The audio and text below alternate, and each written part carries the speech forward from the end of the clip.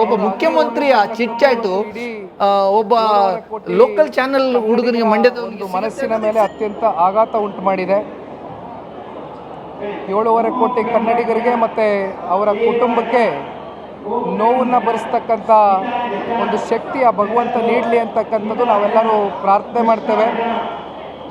ರಾಜ್ಯದ ಮುಖ್ಯಮಂತ್ರಿಗಳಾದಂಥ ಸಂದರ್ಭದಲ್ಲಿ ಅವರ ಕಾರ್ಯವೈಖರಿ, ಅವರು ಕೊಟ್ಟಂಥ ಕಾರ್ಯಕ್ರಮಗಳು ಶಾಶ್ವತವಾಗಿ ಇವತ್ತಿಗೂ ಕೂಡ ಕನ್ನಡಿಗರ ಮನಸ್ಸಿನಲ್ಲಿ ಉಳಿದಿದೆ. ಅದರಲ್ಲೂ ವಿಶೇಷವಾಗಿ IT-BT ಸೆಕ್ಟ್ರಲ್ಲಿ ಅವರು ಕೊಟ್ಟಿರ್ತಕ್ಕಂಥ ಕೆಲವೊಂದಷ್ಟು ಕ್ರಾಂತಿಕರವಾದಂಥ ತೀರ್ಮಾನಗಳು ಸಾಕಷ್ಟು ಕಂಪ್ನಿಗಳಿಗೆ ಬೆಂಗಳೂರದತ್ತ ಕರೆತಂದು ಒಂದು ರೀತಿ ಅಂತಾರಾಷ್ಟ್ರೀಯ ಮಟ್ಟದಲ್ಲಿ ಇವತ್ತು ಬೆಂಗಳೂರು ಪ್ರಸಿದ್ಧಿಯನ್ನು ಪಡೆದುಕೊಂಡಿದೆ ಅಂತಕ್ಕಂಥದ್ದಾದರೆ ಅದಕ್ಕೆ ಮೂಲ ಪುರುಷ ಸನ್ಮಾನ್ಯ SM ಕೃಷ್ಣ ಸಾಹೇಬರು. ಅಷ್ಟೇ ಅಲ್ಲ, ಇವತ್ತು ಹೊರಭಾಗದಲ್ಲಿ ಇವತ್ತು ಹಲವಾರು ರಸ್ತೆಗಳನ್ನ ನಾವೇನು ಕಾಣ್ತಾ ಇದ್ದೇವೆ, ಅನೇಕ ಅಭಿವೃದ್ಧಿ ಅವರ ಒಂದು ಕಾಲ್ಗಡದಲ್ಲಿ ಆಗಿರ್ತಕ್ಕಂಥದ್ದು.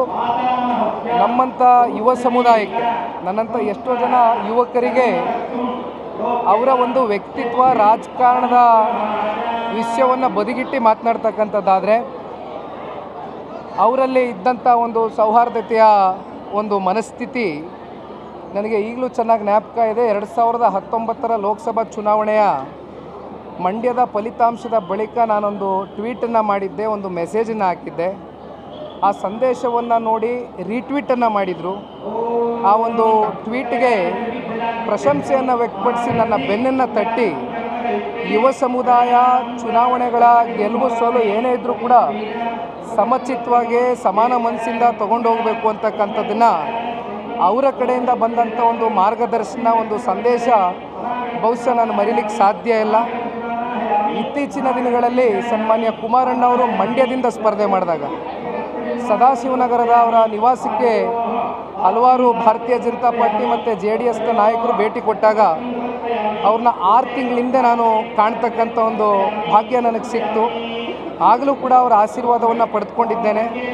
ನನಗಷ್ಟೇ ಅಲ್ಲ, ಸನ್ಮಾನ್ಯ ಕುಮಾರಣ್ಣವರು ಮೊದಲನೇ ಬಾರಿ ಸಂಸದರಾಗಿ ಆಯ್ಕೆ ಆಗ್ತಕ್ಕಂಥ ಒಂದು ಚುನಾವಣೆ ಏನಿತ್ತು, ಆ ಸಂದರ್ಭದಲ್ಲೂ ಕೂಡ ಸನ್ಮಾನ್ಯ ಕುಮಾರಣ್ಣವ್ರಿಗೂ ಕೂಡ ಆಶೀರ್ವಾದ ಮಾಡಿರ್ತಕ್ಕಂಥದ್ದು SM ಕೃಷ್ಣ ಸಾಹೇಬರು. ಹಾಗಾಗಿ ಇಡೀ ಭಾರತ ದೇಶ ಹಾಗೂ ನಮ್ಮ ರಾಜ್ಯ ಮರೆಯೋಕ್ಕಾಗದೇ ಇರತಕ್ಕಂಥ ಒಂದು ಮಾಣಿಕ್ಯ ಅಂತಕ್ಕಂಥದ್ದು ಪ್ರತಿಯೊಬ್ಬ ಕನ್ನಡಿಗರ ಹೃದಯದಲ್ಲಿ ಶಾಶ್ವತವಾಗಿ ಒಂದು ಸ್ಥಾನವನ್ನು ಗಳಿಸಿ ಹೋಗಿದ್ದಾರೆ ಅಂತಕ್ಕಂಥದ್ದು ನನ್ನ ಭಾವನೆ. ಒಂದು ಚುನಾವಣೆ ಕ್ಷಮೆಯಲ್ಲಿ ಒಂದು ಚುನಾವಣೆ, ಅದರಲ್ಲಿ ಒಂದು ಗೆಲುವು, ಅದಾದ ನಂತರ 5 ವರ್ಷಗಳ ಅವಧಿಗೆ ಆ ಗೆಲುವನ್ನು ಉಳಿಸ್ಕೊಳ್ಳೋದು, ಇಷ್ಟು ಬಹುಶಃ ಈಗಿನ ತಲೆಮಾರಿನ ಪೊಲಿಟಿಷಿಯನ್ ತಲೆಯಲ್ಲಿ ರೇಷ್ಮೆ ಸರ್. ಬಟ್ ಅಧಿಕಾರ ಸಿಕ್ಕ ಸಂದರ್ಭದಲ್ಲಿ, ಜನರ ಆದೇಶ ಸಿಕ್ಕ ಸಂದರ್ಭದಲ್ಲಿ ಕೇವಲ 5 ವರ್ಷ ಅಲ್ಲ, 5 ಮಾಡ್ಕೊಂಡು ನಾವು ಕೆಲಸ ಮಾಡಬೇಕು ಅಂತ ತೋರಿಸಿದವರು. ಅಂದರೆ ದೂರದೃಷ್ಟಿ. ನಾವು ಮತ್ತೆ SM ಕೃಷ್ಣ ಅವ್ರ ಬಗ್ಗೆ ಮಾತನಾಡುವಾಗ ಬಳಸೋ ಪದ ಇದು. ನೀವು ಆಗ್ತಾನೆ ಅವರ ಸೈದ್ಧಾಂತಿಕ ಕಾಳಜಿಗಳ ಬಗ್ಗೆ ಕೇಳಿದರೆ, ಅವರು 1960ರ ದಶಕದ ಆರಂಭದಲ್ಲಿ ಅಮೇರಿಕದಲ್ಲಿ ಕಾನೂನು ಸ್ನಾತಕೋತ್ತರ ಪದವಿ ಪಡೆದು ವಾಪಸ್ ಬಂದು ರಾಜಕಾರಣ ಪ್ರವೇಶ ಮಾಡುವಾಗ ಆವತ್ತಿನ ನೆಹರು ಯುಗಧರ್ಮವನ್ನು ರೂಢಿಸ್ಕೊಂಡವರು.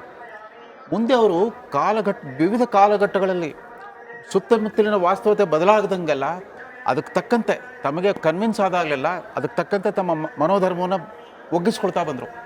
ಹಾಗಾಗಿ ನೆಹರು ಯುಗಧರ್ಮದಿಂದ ಶುರುವಾದ ಅವರ ರಾಜಕೀಯ ಬದುಕಿನ ಯಾತ್ರೆ ನರೇಂದ್ರ ಮೋದಿಯ ಕಾಲಧರ್ಮಕ್ಕೂ ಕೂಡ ಅದು ಪ್ರಸ್ತುತ ಅಂತ ಅನ್ಸ್ಕೊಂಡ್ರೆ ನಾವೆಲ್ಲರೂ ಕೂಡ ಕಲಿಬೇಕಾದಂಥ ವ್ಯಕ್ತಿಗಳು ಬಯಸಿ ಅವರ ಆತ್ಮಕ್ಕೆ ಶಾಂತಿ ಸಿಗಲಿ, ಬಹುಶಃ ಅವರ ಅಭಿಮಾನಿಗಳು ನಮ್ಗೆ ನೋವನ್ನು ತಾವು ಶಕ್ತಿ ಬಂದ್ಕೊಡಿ ಅಂತ ಕೇಳಲಿಕ್ಕೆ ಬಯಸ್ತೀನಿ.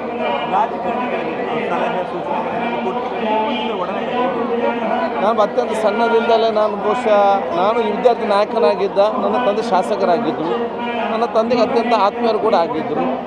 ಬಹುಶಃ ನಾನು ಕೂಡ ವಿದ್ಯಾರ್ಥಿ ನಾಯಕನಾಗಿದ್ದಾಗ ನಾನು ಬಲ ಪರಿಚಿತನಾಗಿದ್ದೆ, ನನ್ನನ್ನು ಬಲ ಆತ್ಮೀಯ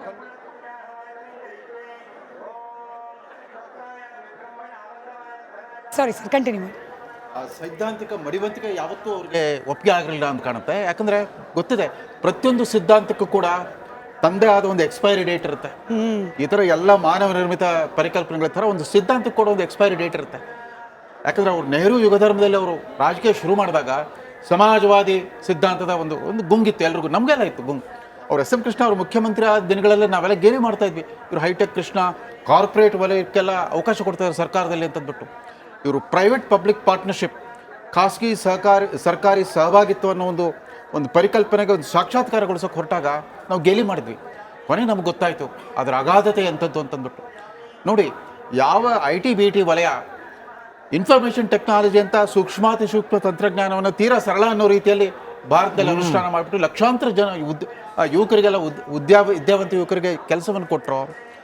ಅವರೇನೆ ಇವರ ಖಾಸಗಿ ಸಹಕಾರಿ ಸಹಭಾಗಿತ್ವದಲ್ಲಿ Nirmala Bengaluru toilet pay and use ₹1 ಶುಚಿತ್ವವಿರೋ ಸ್ವಚ್ಛತೆ ಮತ್ತು ನೈರ್ಮಲ್ಯ ಇರುವಂಥ ಸಾರ್ವಜನಿಕ ಶೌಚಾಲಯಗಳ ವ್ಯವಸ್ಥೆ ಮಾಡಿದರು. ನಾವೆಲ್ಲ ಮಧ್ಯಮದವರದವ್ರು ಪಾದಚಾರಿಗಳಾಗೋದು ಬಿಟ್ಟು ಭಾಳ ವರ್ಷ ಆಗ್ಬಿಟ್ಟು ನಾವೆಲ್ಲ ಸ್ಕೂಟ್ರು ಕಾರ್ಗಳಲ್ಲಿ ಓಡಾಡ್ತಾ ಇದ್ವಿ. ಸಿಟಿ ಬಸ್ ಸ್ಟಾಪ್ಗಳು ಸುಂದರೀಕರಣ ಮಾಡಿ ತೋರಿಸ್ಬಿಟ್ರು. ಗಲೀಜಾಗಿರ್ತಾ ಇದ್ವು ಸಿಟಿ ಬಸ್ ಸ್ಟಾಪ್ಗಳೆಲ್ಲ. ಈ ಕಾರ್ಪೊರೇಟ್ ವಲಯದ ಸಹಭಾಗಿತ್ವದಿಂದ ಅವನ್ನೆಲ್ಲ ಸುಂದರೀಕರಣ ಮಾಡಿ ತೋರಿಸಿದ್ರು. ಬರ್ತಾ ಪೊಲೀಸ್ ಸ್ಟೇಷನ್ಗಳು, ದೊಡ್ಡ ದೊಡ್ಡ ಬಸ್ ಸ್ಟ್ಯಾಂಡ್ಗಳು, ತಾಲೂಕಾ ಮತ್ತು ಜಿಲ್ಲಾ ಕೇಂದ್ರಗಳಲ್ಲಿ ಎಲ್ಲ ಕಡೆ ಒಂದು ಹೈಟೆಕ್ ಸ್ಪರ್ಶವನ್ನು ಕೊಟ್ಟರು. ಅದಷ್ಟೇ ಅಲ್ಲ, ಈಗ ಮಧ್ಯಾಹ್ನದ ಬಿಸಿ ಊಟ, ನಾನು ಹೈದರಾಬಾದ್ ಕರ್ನಾಟಕದವನು, ಅದನ್ನು ಅವ್ರು ಬೇಕಾದ್ರೆ ಮಂಡ್ಯದಲ್ಲಿ ಅಥವಾ ಮೈಸೂರು ಜಿಲ್ಲೆಯಲ್ಲಿ ಮಾಡ್ಬೋದಾಗಿತ್ತು. ಅವತ್ತು H. ವಿಶ್ವನಾಥ್ ತರ ಒಬ್ಬ ಕ್ರಿಯಾಶೀಲ ಮಂತ್ರಿ ಅವರು ಸಿಕ್ಕಿದ್ರು, ಶಾಲಾ ಶಿಕ್ಷಣ ಸಚಿವರಾಗ್ಬಿಟ್ಟು. ಹೈದರಾಬಾದ್ ಕರ್ನಾಟಕದ 8 ಶೈಕ್ಷಣಿಕ ಜಿಲ್ಲೆಗಳಿಗೆ ವಿಶೇಷ ಆದ್ಯತೆಯನ್ನು ಕೊಟ್ಬಿಟ್ಟು ಮಧ್ಯಾಹ್ನದ ಬಿಸಿ ಊಟಕ್ಕೂ ಅಷ್ಟೇ ಪಬ್ಲಿಕ್ ಪ್ರೈವೇಟ್ ಪಾರ್ಟ್ನರ್ಶಿಪ್, ಇಸ್ಕಾನ್ ಧರ್ಮದರ್ಶಿಗಳ ಸಹಭಾಗಿತ್ವ ಜೊತೆಗೆ ಅದಕ್ಕೆ ಅಕ್ಷರ ದಾಸೋಹ ಅಂತ ಒಂದು ಸ್ವತಃ ಹೆಸರಿಟ್ಟು ಲಾಂಚ್ ಮಾಡಿದ್ದು ಎಲ್ಲಿಂದ?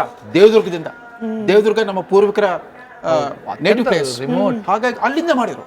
ಅದು ಇಡೀ ದೇಶಕ್ಕೆ ಮಾದರಿಯಾಗಿ ಕಾಣಿಸ್ತು. ಅಲ್ಲಿವರೆಗೂ ಬಿಸಿ ಊಟ ಇತ್ತು, ನಿಜಲಿಂಗಪ್ಪನವ್ರ ಕಾಲದೇನೋ ಬಿಸಿ ಊಟ ಇತ್ತು, MGR NTR ಎಲ್ಲ ಮಾಡಿದ್ರು ಸರ್ಕಾರದ ಹಣದಿಂದ. ಇಲ್ಲಿ ಖಾಸಗಿ ಸರ್ಕಾರಿ ಸಹಭಾಗಿತ್ವ ಅಂತಂದ್ಬಿಟ್ಟು. ಅದೇ ರೀತಿ ಮಹಿಳಾ ಸ್ತ್ರೀ ಶಕ್ತಿ ಸಂಘಗಳು, ಇವತ್ತೇನು ಮೊಹಮ್ಮದ್ ಯೂನುಸ್ ಇದ್ದಾರೆ, H. ವಿಶ್ವನಾಥ್ ಅಷ್ಟೊಂದು ಸಹಕಾರಿ ಸಚಿವರಾಗಿದ್ದರು. ವಿಶ್ವನಾಥರನ್ನ ಬಾಂಗ್ಲಾದೇಶಕ್ಕೆ ಕೊಟ್ಟು ಕಳಿಸಿದ್ರು. ಆಗ್ತಾನೆ ಮೊಹಮ್ಮದ್ ಯೂನುಸ್ ಅವರು ಮೈಕ್ರೋ ಫೈನಾನ್ಸ್ ಕ್ಷೇತ್ರದಲ್ಲಿ ಒಂದು ಹೊಸ ಕ್ರಾಂತಿಯನ್ನು ಮಾಡಿದರು, ಒಂದು ಹೊಸ ದಾರಿ ತೋರಿಸಿದ್ರು. ಅವ್ರ ಜೊತೆಗೆ ಅವರು ಸಮಾಲೋಚನೆ ನಡೆಸಿ ಬಂದ್ಬಿಟ್ಟು ಕರ್ನಾಟಕದಲ್ಲಿ ನೀಲನಕ್ಷೆ ತಯಾರಿಸಿದ್ರು. ಅದನ್ನು KR ನಗರದಲ್ಲಿ ಲಾಂಚ್ ಮಾಡಿದರು. ಅವಾಗ ರಮಾದೇವಿಯವರು ರಾಜ್ಯಪಾಲರಾಗಿದ್ದರು, ಅವ್ರು ಬಂದ ಮೂಟಮ್ಮ ಅವರು ಮಹಿಳಾ ಮತ್ತು ಮಕ್ಕಳ ಕಲ್ಯಾಣ ಸಚಿವರಾಗಿದ್ದರು. ಇದು SM ಕೃಷ್ಣರ ದೃಷ್ಟಿಕೋನ, ಇನ್ಫ್ರಾಸ್ಟ್ರಕ್ಚರ್ ಡೆವಲಪ್ಮೆಂಟ್. ಆಮೇಲೆ ಕಾಲೇಜ್ ವಿದ್ಯಾರ್ಥಿಗಳಿಗೆ, ನಾನು ಅಧ್ಯಾಪಕನಾಗಿದ್ದೆ ಒಂದು ಪದವಿ ಕಾಲೇಜ್ನಲ್ಲಿ, ಅದೇನು ಇಂಜಿನಿಯರಿಂಗ್ ಮೆಡಿಕಲ್ ಕಾಲೇಜ್ ಅಲ್ಲ, BA BSc BCom ವಿದ್ಯಾರ್ಥಿಗಳಿಗೆ ಕ್ಯಾಂಪಸ್ ರಿಕ್ರೂಟ್ಮೆಂಟ್, ಅದು ಯುವಜನರ ಉದ್ಯೋಗ ಕ್ಷೇತ್ರದಲ್ಲಿ ಒಂದು ದೊಡ್ಡ ಕ್ರಾಂತಿ. ಅದು ಉದ್ಯೋಗದಾತರೆ ಉದ್ಯೋಗಾಕಾಂಕ್ಷಿಗಳ ಮನೆ ಬಾಗಿಲಿಗೆ ಬಂದುಬಿಟ್ಟು ನಿಮ್ಮ ಯೂನಿವರ್ಸಿಟಿ ಮಾರ್ಕ್ಸ್ ಕಾರ್ಡ್ ನೋಡ್ತಾ ಇರಲಿಲ್ಲ, ತಮ್ಮದೇ ಆದ ಒಂದು ಪುಟ್ಟ ಲಿಖಿತ ಪರೀಕ್ಷೆ, ಗ್ರೂಪ್ ಡಿಸ್ಕಷನ್, ಇಂಟರ್ವ್ಯೂ ಮಾಡಿಬಿಟ್ಟು ಅವ್ರಿಗೆ ಕೆಲಸ ಕೊಟ್ಬಿಡ್ತಾಯಿದ್ರು. 4ನೇ ಸೆಮಿಸ್ಟರ್ ಇದ್ದಾಗ ನೀವು ಅಪಾಯಿಂಟ್ಮೆಂಟ್ ಆರ್ಡರ್ ಸಿಗ್ತಾ ಇತ್ತು. 6ನೇ ಸೆಮಿಸ್ಟರ್ ಮುಗಿಸಿದ ತಕ್ಷಣ ನಿಮಗಾಗಲು ಒಂದು ಕೆಲಸ ಕಾದಿರ್ತಾ ಇತ್ತು. ಮೊದಲ ತಲೆಮಾರಿನ BPO ಮತ್ತು ಕಾಲ್ ಸೆಂಟರ್ನಲ್ಲಿ ಲಕ್ಷಾಂತರ ಮಂದಿ ಬಡವ್ರ ಮಕ್ಕಳು, ಅವರೆಲ್ಲ ಜಮೀನ್ದಾರರ ಮಕ್ಕಳು, ವ್ಯಾಪಾರಸ್ಥರ ಮಕ್ಕಳಲ್ಲ, ಅಥವಾ ಮೇಲ್ಜಾತಿಯವ್ರ ಮಕ್ಕಳಲ್ಲ, ಯಾವುದೇ ಜಾತಿ ವರ್ಗ ಭೇದವಿಲ್ಲದೇ ಲಕ್ಷಾಂತರ ಜನಕ್ಕೆ ಉದ್ಯೋಗಗಳು ಸೃಷ್ಟಿಯಾಗಬೇಕು. ಅಂದರೆ ಖಾಸಗಿ ಕಾರ್ಪೊರೇಟ್ ವಲಯದ ಪ್ರತಿಭೆ